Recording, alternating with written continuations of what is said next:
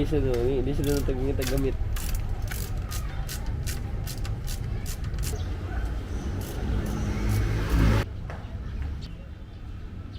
Sisinta kapin. Di pwede naman yung aling good. Alin? Oo. Mo? Mag-ikay, wak man eh. Wak man eh. Ay, bakit kina eh? Nagangga pa lagi. Palit yung trapo nga to. Palpaka. So, ito yung resulta na walang service. Maganda yung sa taas. Tapos na ano na dito na corrode na siya. Look at that. It's so hugaw. Let's flush it with Do It Degreaser.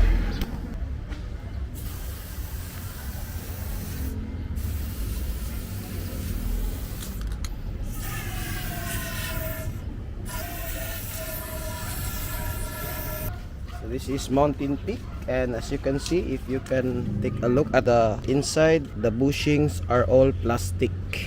So make sure to service your fork at least once a month to prevent from corroding and to prevent from the plastic being destroyed. For Mountain Peak, Bolani, Sagmit, Agent X fork users, so make sure you service your fork at least once a month if you've been to a muddy ride, because the quality of the dust wiper is not so good because it's a cheap fork, so we all know that. Also, if you buy a new fork with this kind of brand or with this level of brand, you must service it first because they are using a very thick grease, so it attracts dirt. Look at that, that's a dirt, and it's really solid. It's a lot of sand, so it acts as a sandpaper that will destroy your stanchion. You may think that your fork is okay because of the upper stanchion, but the lower stanchion, it is being sandpapered.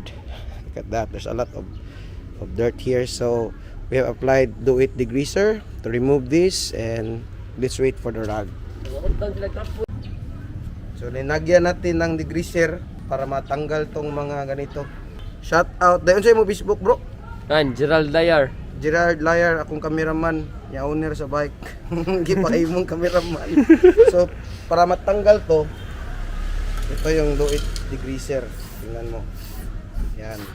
Para matanggal yan. We'll get back to you once po ma-remove na yung 99.99 ng germs. Bigyan natin siya ng chain lube.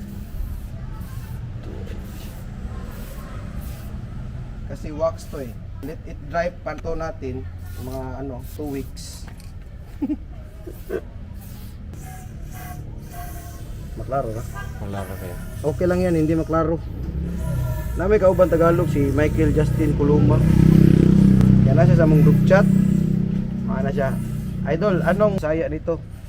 Ako replyan, yan sa ikapipis, i-reply niya sa group chat. Maro kayo, maro siya kumain na kayo Bisaya. Pagahon ta niya, kay pwede na rin kumuga. 1 year akong nag-test nito.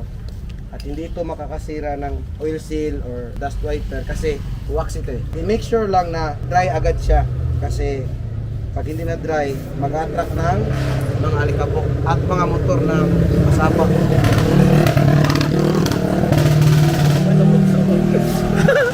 Ito, tingnan mo, may oil. Kung makita niyo sa camera, gaganyan lang natin to. Down, huwag dito. Ituyok mo nga. Ay, klaro rin. Sikto, pag sa una ba Tagalog ba? Ay ka na Pilipino, kumuha na diha. Ito, bili ka nito sa Jollibee. Hindi, naurot na bitaw mong kuan. Oo, tingnan mo. May mga oil dyan. Birahan naman natin ito. Yan. Okay. Dry na siya. Wala pa. Wala dad. Sabi lang, pobre daw. Wala dad. Ayaw nang wala pa. Yan. So, lagi na toyo.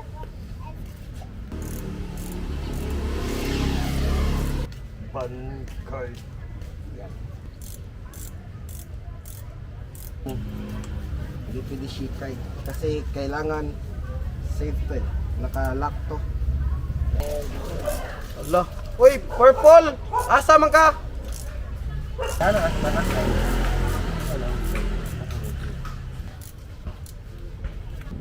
So ito yung technique na ginagamit ng mga mechanic para ma-align yung brake. Tapos brake.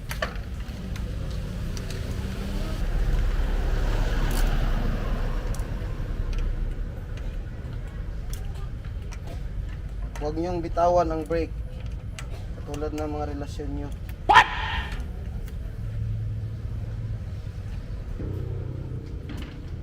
Natin kasi malaki siya. So, itry mo nga sakyan. Okay na? Okay na? May technique ako dyan para mawala yung ingay. I-off cam ko lang. That's all for the video. This has been Mark Anthony Racal, codename Cororo, your drill sergeant here, Cebu Bike Bootcamp. Remember to service your fork as often as possible. Pero sa una, pag limita rin ako, often na siya, ay often. Karon kay silent na wala na silent ang T, often na. Ano sa ka na ma-silent ang F, no? See you guys.